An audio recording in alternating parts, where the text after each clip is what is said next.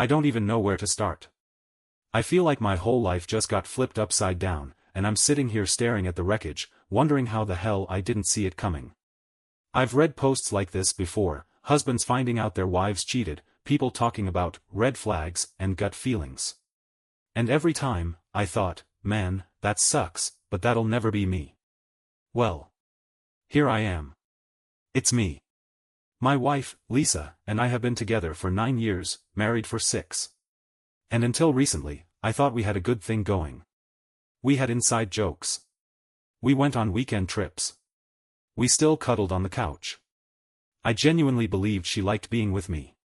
But looking back, maybe I was just some dumbass clinging to the idea of a perfect marriage while she was off making a fool out of me. The first sign that something was off. She just stopped caring. About everything. About me, about us, about being a decent human being. I'd ask her if she wanted to do something, grab dinner, watch a movie, and she'd sigh, roll her eyes, and mumble, I guess. She used to be playful, sarcastic, quick-witted. Now, every little thing I did annoyed her. If I asked how her day was, she'd get this exasperated look like I was interrogating her. If I complimented her, she'd act like I was bothering her. It was like living with a stranger who barely tolerated me. And then came the phone. Lisa has never been a private person. She used to leave her phone lying around, unlocked. Hell, she'd even ask me to check her texts if she was in the shower. But then, out of nowhere, she started guarding it like it held state secrets. If I walked into the room while she was on it, she'd angle the screen away. If I so much as glanced in its direction, she'd snap, Jesus, can I have some privacy? I tried to ignore it. Told myself she was just stressed. But then, 2 weeks ago, something happened that I couldn't ignore. It was 2:14 a.m. when her phone buzzed on the nightstand. I'm a light sleeper, she's not. I reached over, thinking maybe it was a work emergency. Before I could even check, she snatched the phone out of my hand so fast you'd think I'd reached for a gun. I asked her who it was. She glared at me and muttered, nobody. Just a stupid work notification. Then she rolled over and went back to sleep like nothing happened. That's when I knew. Something was very wrong. After that night with the late-night text, something inside me shifted. I wanted to believe Lisa, I really did. But once doubt creeps in, it's impossible to ignore. It starts gnawing at you, whispering in your ear, making you notice things you wish you hadn't. And Lisa? She must have sensed something, because she got better at lying. The first thing she did was start complaining about her phone. Suddenly, her battery was acting up. She started carrying a charger everywhere, making a big show of plugging it in at night like it was on its last legs. She even fake struggled with it a few times, sighing and saying, ugh, I need a new one, this thing keeps dying on me. I know now that was just her setting up an excuse. Because the next time she really needed to disappear? That's exactly what she used. One Friday, she told me she was meeting her friend Megan for dinner. Nothing unusual, Lisa had always had a tight-knit group of girlfriends. But this time, she added something new, Megan's phone is broken, by the way. So if you need me, just text me and I'll answer when I can. And like an idiot, I just nodded. She left around 7 p.m., all dressed up, heels, makeup, perfume, the whole thing. I texted her at 9:30 just to check in. No response. By 10:30, I sent another. Still nothing. Then, at 11:45, she finally replied, ugh, my phone was acting up again. I swear, I need to throw this thing in the trash. Love you. On my way home soon. At that moment, I felt sick. It was too perfect. The fake phone problems. The fact that Megan was conveniently unreachable, too. The delay in responding. So I did something I hadn't done before. I texted Megan. Just a simple, hey, hope you and Lisa had fun tonight. No answer.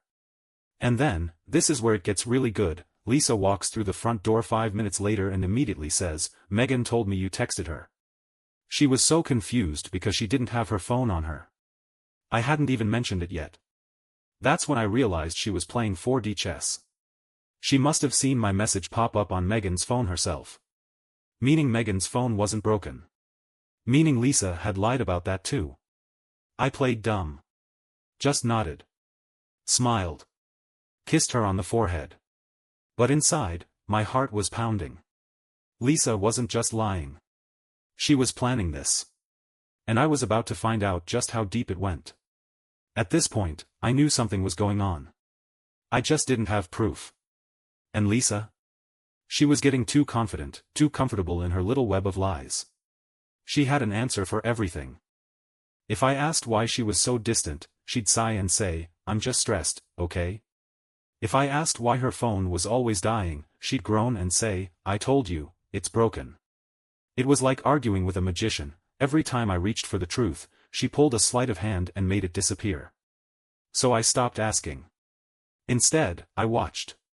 That next weekend, she told me she had another girls' night planned. This time, it was Megan's birthday, a perfect excuse for another late night out. She told me she'd probably be back late, so don't wait up. I smiled. Nodded. Let her think I believed her. But this time, I was done sitting around. As soon as she left, I grabbed my keys and followed her. Now, before anyone calls me crazy, yeah, I know how this sounds. But I wasn't about to keep living in the dark while she ran around making a fool of me. I kept a safe distance, just far enough that she wouldn't notice. She drove straight to the restaurant she said they were going to. For a second, I almost felt guilty. Maybe she was telling the truth. Maybe I'm the problem. But then, 20 minutes later, she walked out. Alone. I watched as she climbed into her car, pulled out of the parking lot, and drove across town. Not toward home. Not toward Megan's place. To a house I didn't recognize. She parked in the driveway like she'd done it 100 times before. Walked up to the front door.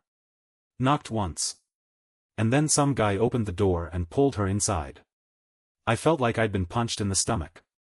I sat there in my car, gripping the steering wheel so hard my hands went numb. I didn't even know what to do. Go up there? Bang on the door? Scream? Cry? Instead, I just sat there. I waited. Minutes turned into an hour. My brain was running 1,000,000 miles an hour, replaying every lie she'd ever told me. Every fake excuse. Every time she looked me in the eyes and swore she loved me. Around 2 a.m., she finally came out. She looked different. Hair messy. Lipstick smudged. She got in her car, adjusted the mirror, and smiled to herself before driving off. Like she had just won a game I didn't even know I was playing. That's when the anger hit me. This wasn't just cheating. Lisa had planned this. She had calculated every move. The broken phone excuse. The fake friends nights. The lies about stress. And she thought I was stupid enough to buy it. Not anymore. I started my car and followed her home. By the time I pulled into our driveway, my hands were shaking. Not from nerves, those were long gone. This was pure, cold rage. The kind that comes when you realize the person you trusted the most has been looking you in the eyes and laughing behind your back. Lisa's car was already parked. I sat there for a minute, watching the glow of her headlights fade. She was probably inside, casually washing off the evidence of whatever she'd just done. Maybe fixing her hair, maybe already coming up with her next lie. I walked in. She was in the kitchen, pouring herself a glass of water like it was just another night. When she saw me, she barely reacted. Just gave me a tired little smile and said, "Hey, babe. You're still up?" Like I hadn't just watched her walk out of another man's house at 2 in the morning. I swallowed down every curse word fighting to come out of my mouth. Instead, I played along. Yeah. Couldn't sleep. She nodded, took a sip of water. Then she sighed dramatically and leaned against the counter. Tonight was crazy. Poor Megan got so drunk, we had to carry her to an Uber. There it was. The lie. The one she had locked and loaded before she even walked through the door. I stared at her. My wife. The woman I'd promised my life to. And I felt nothing. Just a cold, hollow emptiness. Yeah. I said. Megan's birthday, right? Lisa perked up, like she was relieved I wasn't questioning it. Yeah. We had dinner, then went bar hopping. It was wild. I nodded. What restaurant? That caught her off guard for half a second. But Lisa was quick, too quick. Oh, the Italian place downtown. You know, the one with the big wine glasses? She didn't know I had seen her leave that place after 20 minutes. Huh. Who all was there? Another pause. Another flicker of hesitation before she recovered. Just the usual girls. Megan, Stacy, Hannah. I let that sit for a moment. Then I pulled out my phone, opened my messages, and casually said, "That's weird. I texted Megan earlier, and she never responded." Lisa's face didn't even flinch. She just scoffed and rolled her eyes. Duh, because she was wasted. She literally blacked out at the second bar. Oh, so now it was the second bar. Funny. I leaned against the counter, looking her straight in the eyes. And you were with them the whole night? She didn't hesitate this time. Of course. Why are you acting so weird? That was it. That was all I needed.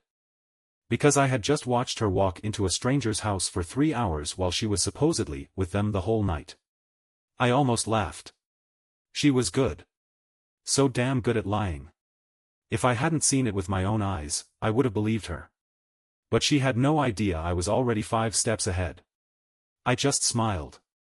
No reason. Just asking. Lisa smirked, sipped her water, and stretched. I'm exhausted. I'm gonna shower and head to bed. Love you. She kissed my cheek. Then walked away. Like she hadn't just lied to my face.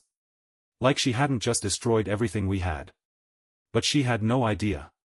Because I wasn't done yet. I didn't touch Lisa's phone. I didn't need to. I already knew what I had seen the night before.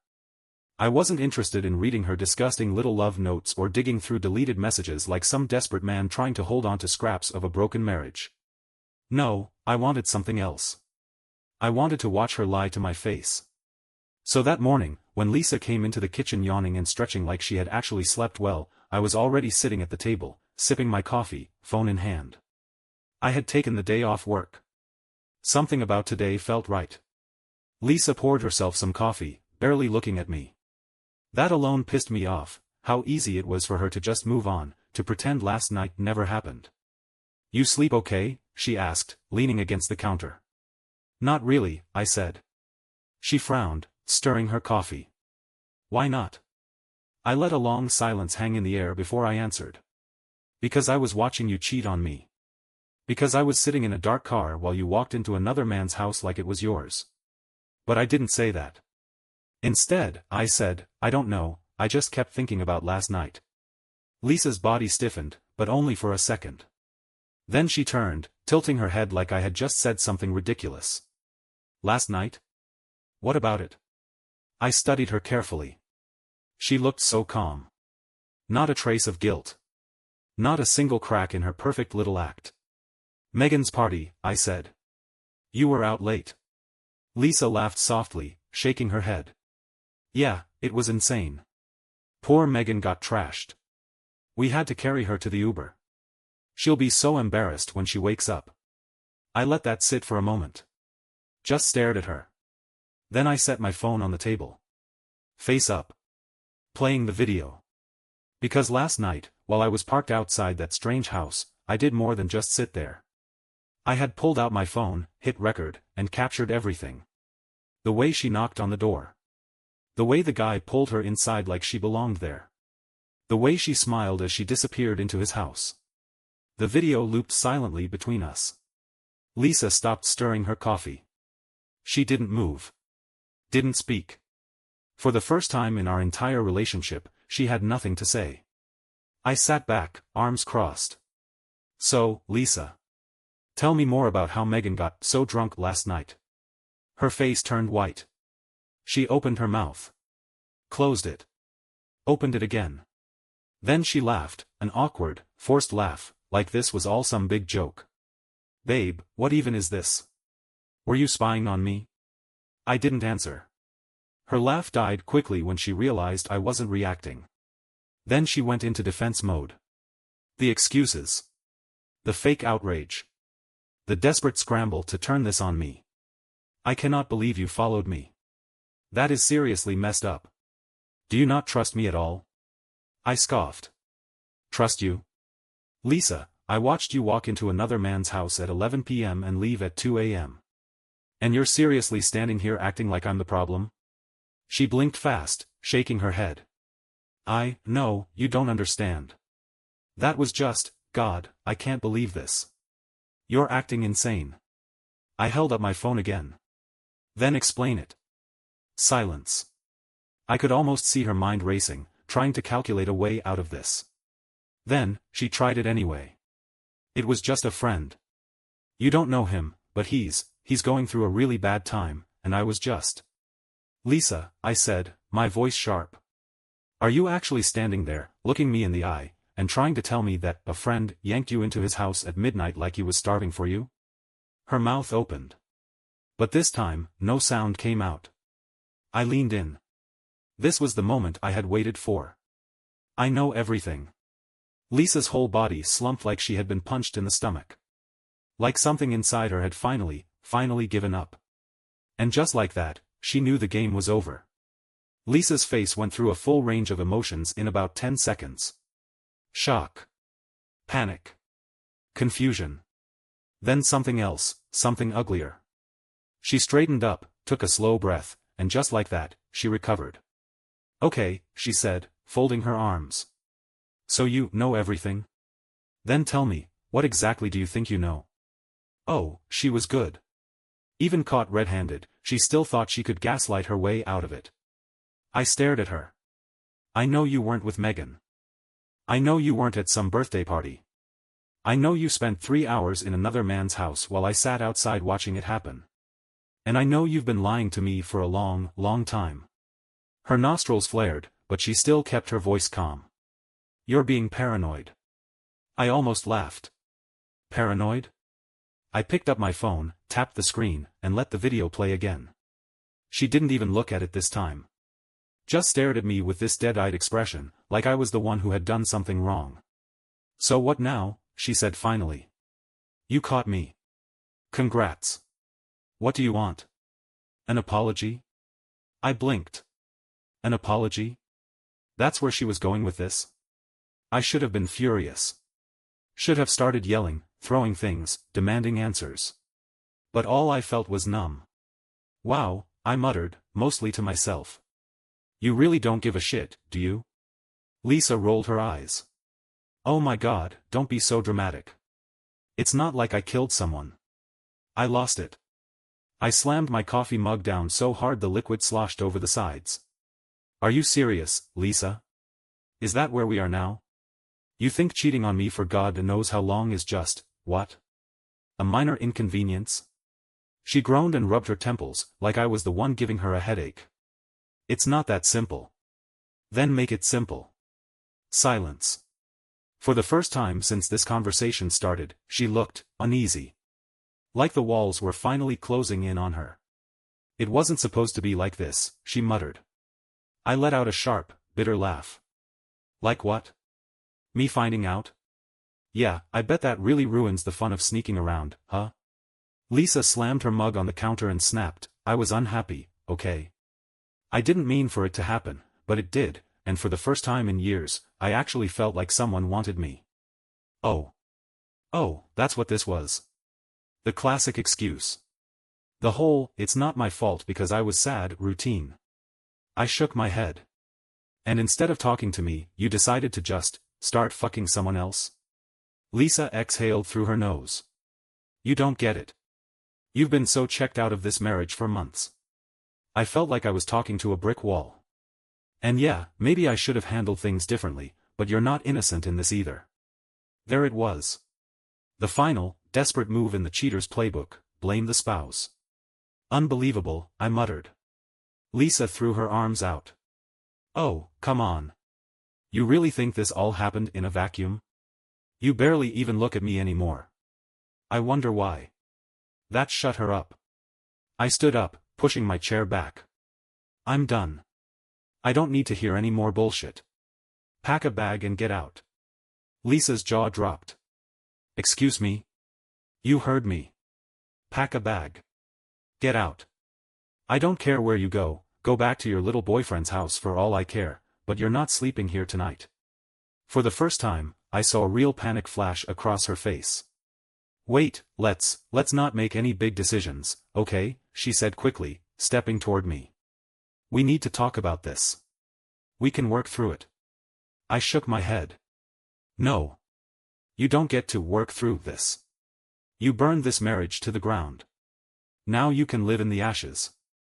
Her eyes darted around the room like she was trying to come up with a way to win this. Some final trick. Some last manipulation. But she was out of moves. Lisa swallowed hard. Then, in a much smaller voice, she whispered, "So that's it? You're just done?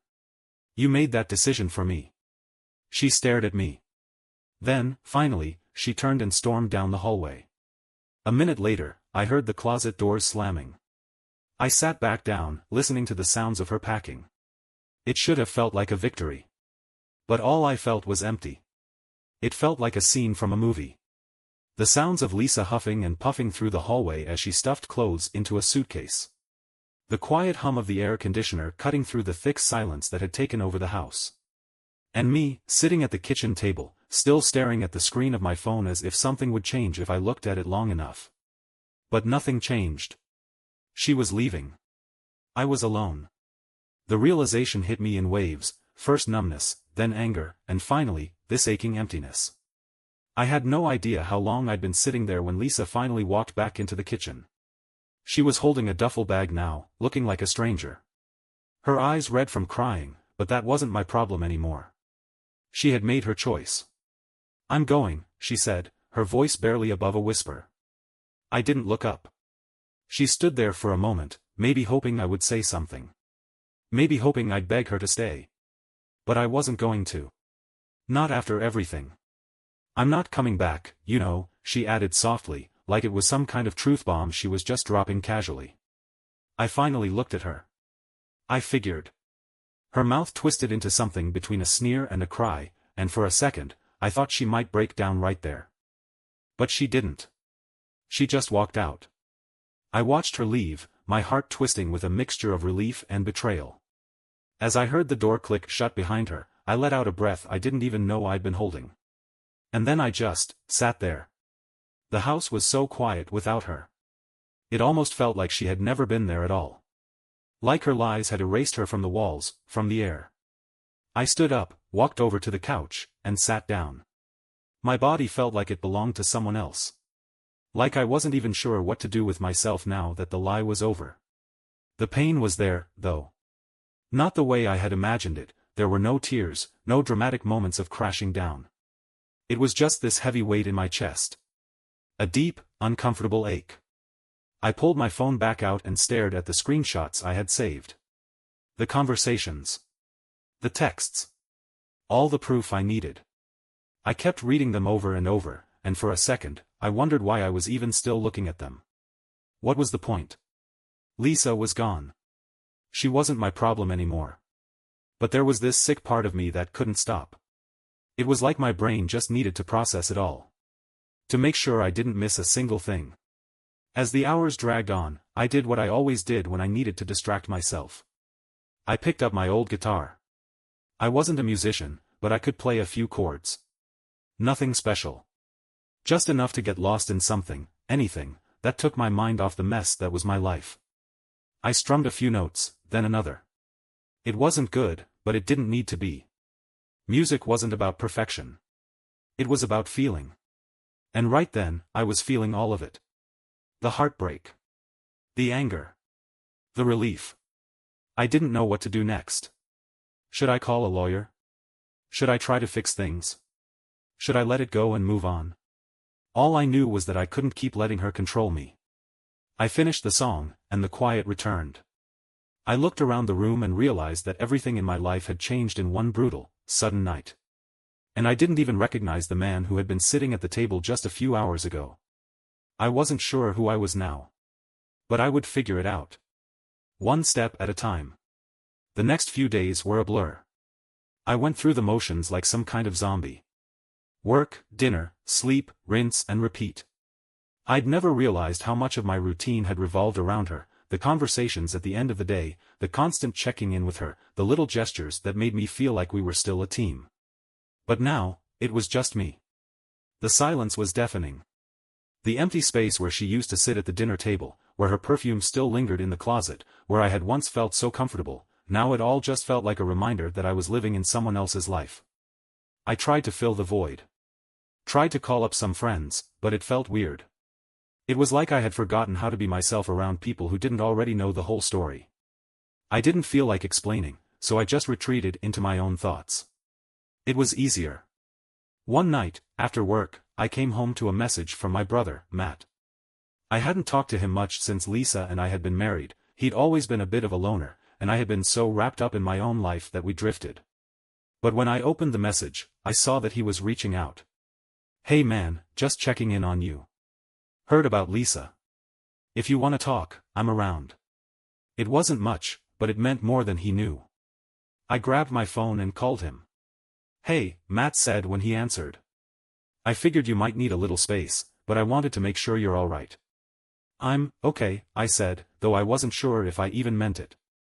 "It's just been a lot. I don't know what to do now." Matt paused. Then, in his usual blunt way, he said, "I get it. But listen, if you need to vent or whatever, don't just keep this all inside.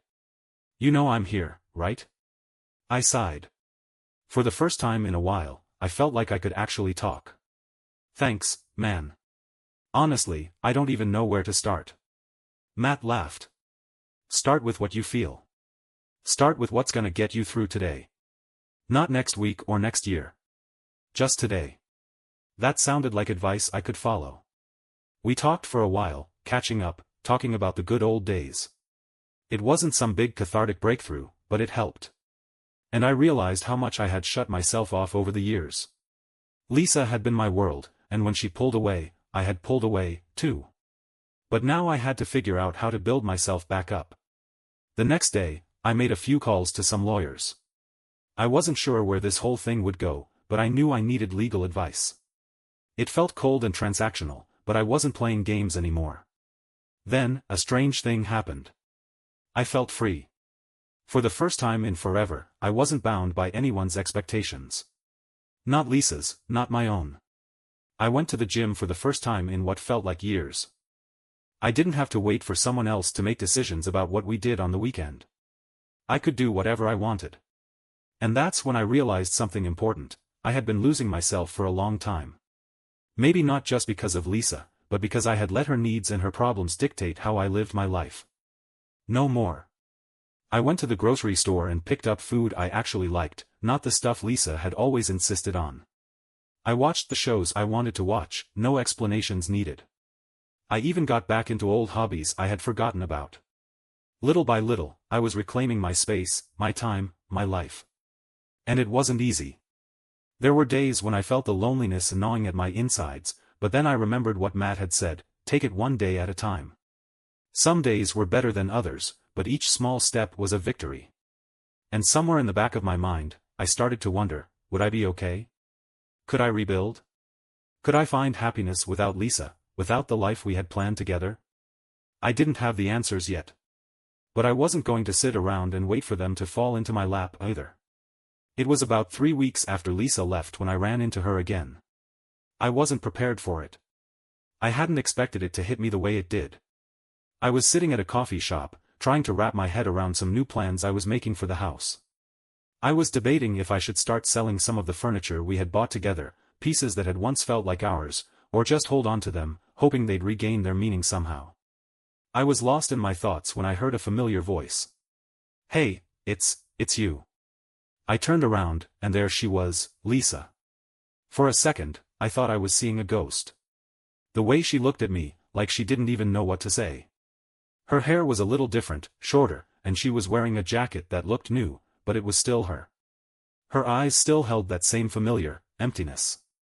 She hesitated, standing there with a coffee cup in her hand, looking like she didn't know if she should sit down or just run away. I couldn't decide what to do.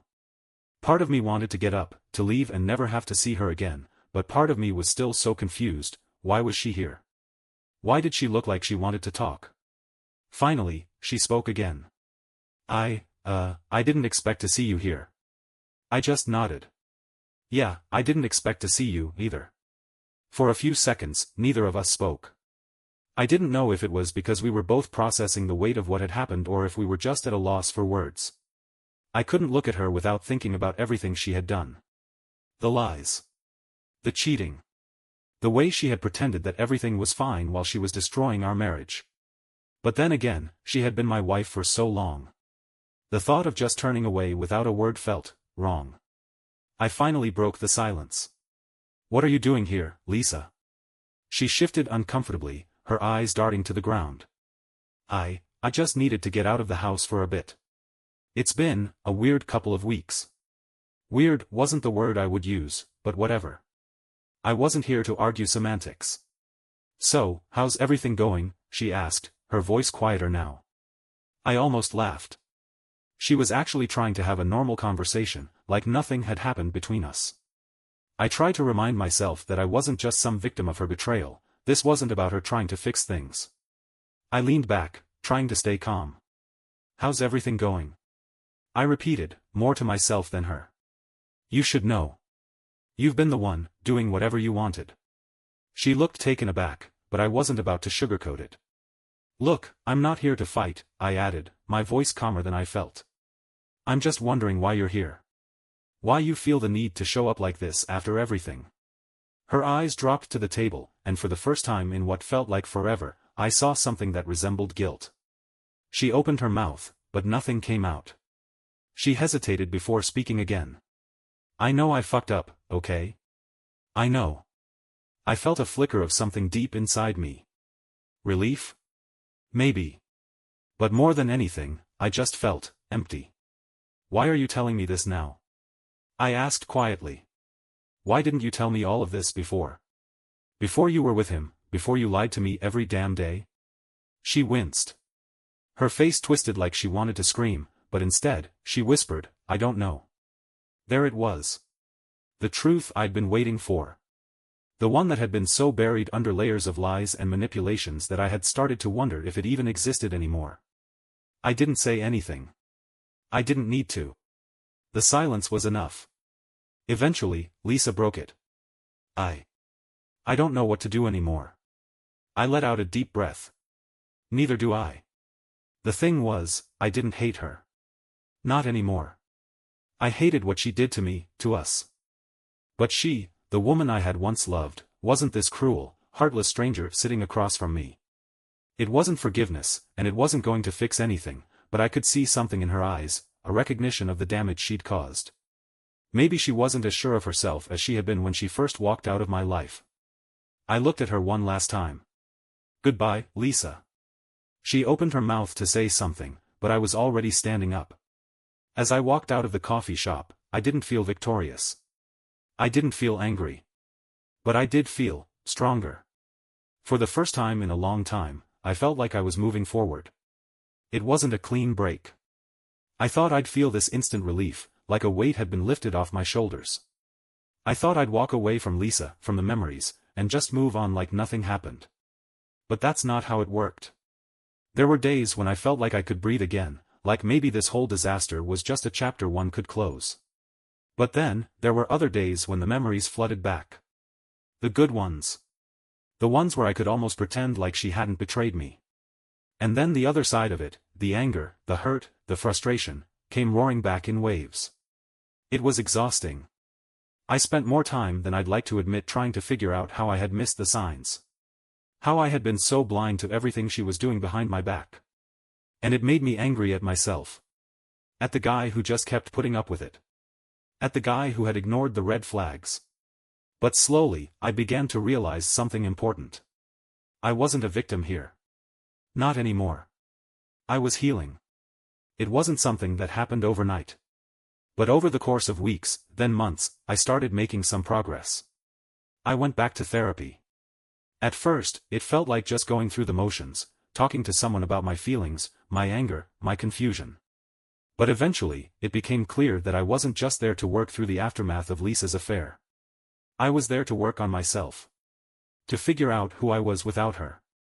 I also started reaching out to old friends. Real friends. Not the people I'd been so wrapped up in, trying to make my marriage look perfect on the outside. These were the people who had known me before Lisa came into the picture. And I'd lost touch with them, but now, I was reconnecting. I went out. I laughed. I had fun. I felt things I hadn't felt in a long time, things that weren't tied to my past with Lisa. It felt good. And as the months went by, I started noticing something else. I wasn't just surviving anymore. I was thriving. There were still hard days. Hell, some days, it felt like I was drowning in this mix of old emotions. I'd catch myself wondering if I'd ever fully be able to let go of her. But then, I'd remind myself, I wasn't going to go back to that life. I wasn't going to let the shadows of the past control me. I was still angry at her, but I was starting to forgive myself. I had stayed in a bad situation too long. I had let things slide when I should have stood up for myself. But now, I was choosing something different. Something better. I thought about the night I ran into Lisa at the coffee shop. It had been strange, but necessary. I hadn't gotten the closure I had always imagined. I hadn't gotten the apology or the explanation I thought I deserved. But what I had gotten was this quiet understanding: she wasn't going to fix anything for me. I was going to have to fix it for myself. And that was okay. Eventually, I moved into a new apartment. A smaller place. No memories of her in the corners, no old photos staring at me from the walls. I set up a new life, my life. No compromises. No pretending. And then came the day when I realized I was okay. I was more than okay. I wasn't broken anymore. I had been through the fire, and I had made it out the other side. I didn't need Lisa. Not anymore. But I also didn't need to be angry at her anymore. I was done with that part of my life. The betrayal, the lies, they didn't define me. They didn't control me. And that was when I felt like I had truly let go. If I could offer any advice to others who find themselves in a situation like mine, it would be this: don't stay for the sake of staying. Don't ignore the signs. And most importantly, don't forget who you are. Because no matter how bad things get, you will get through it. You will heal. You will be okay. It might take time, and you'll probably stumble along the way, but as long as you keep moving forward, one step at a time, you'll make it. It was a year after Lisa walked out that I found myself standing in a place I never thought I'd be: content. I had learned more about myself in the past 12 months than I ever had in the previous 5 years of my marriage. It wasn't about getting over it, because honestly, I don't think I ever really will. You don't just forget that kind of betrayal. But I had started to understand what it meant to live for myself. To focus on my own growth and not live in the shadows of what could have been. I had developed a routine. It wasn't perfect, but it was mine. I worked hard, but I also carved out time for the things I enjoyed, time for me. I had picked up old hobbies I had left behind, like hiking and painting. I'd taken solo trips to places I'd always wanted to visit but had never made the time for. And for the first time in forever, I woke up every day not feeling like I was carrying the weight of someone else's mistakes. One evening, as I sat on my balcony watching the sun dip below the horizon, I realized how far I had come. That moment of clarity was surreal. It felt like I had finally broken free of the emotional chains I had been dragging around for so long. It wasn't just the fact that I had rebuilt my life, it was that I had done it without needing Lisa to validate me or fix anything. I had taken ownership of my healing, and that was something I had never done before. There was a shift in the way I saw relationships, too. I wasn't in a hurry to date anyone. I wasn't looking for someone to fill the void. I wasn't rushing into a new relationship to prove something to myself. Instead, I was focusing on building real, authentic connections with the people around me. Then came Sarah. I wasn't looking for love. Hell, I wasn't even looking for anything close to what I had with Lisa. But Sarah was different. She wasn't my type on paper, she wasn't anything like the women I used to be attracted to. But there was something about her that felt right. We met at a mutual friend's party, and I remember thinking to myself, she's cool. But don't get your hopes up. But Sarah made it easy. We started talking. At first, it was casual, a few texts here and there. Then, it turned into real conversations. No pressure, no expectations. She wasn't trying to fix me, nor was I trying to fill some empty space inside her. It was genuine. I wasn't in a rush to jump into anything with her. I wanted to take it slow, to get to know her, to see if we could build something based on respect and mutual understanding. I was tired of jumping into relationships just for the sake of having someone. I wanted something that mattered. As time passed, I found myself looking forward to our conversations, our outings. I didn't expect it, but I was starting to feel something for her, something different. She made me laugh. She understood me in a way no one else had. But most importantly, she gave me space to be who I was, without any expectations. She wasn't trying to be my savior, and I wasn't looking for her to be. It was refreshing. The first time I kissed Sarah, I felt this weight lift from my chest. It wasn't about moving on from Lisa, it was about moving forward. It was the first time I had kissed someone and actually felt like it meant something, like I was ready for something new, something healthy. I didn't need Sarah to be my fix or to heal the scars left by Lisa. But with her, I felt like I could breathe again. I wasn't who I had been before. I wasn't the same guy who had clung to a broken marriage.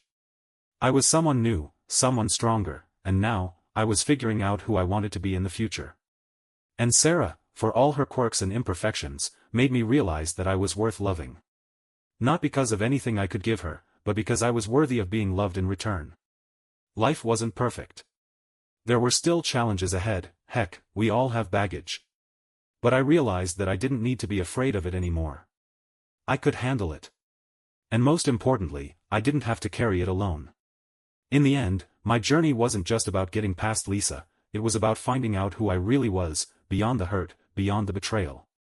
And for the first time in a long time, I wasn't afraid of that future. It was mine.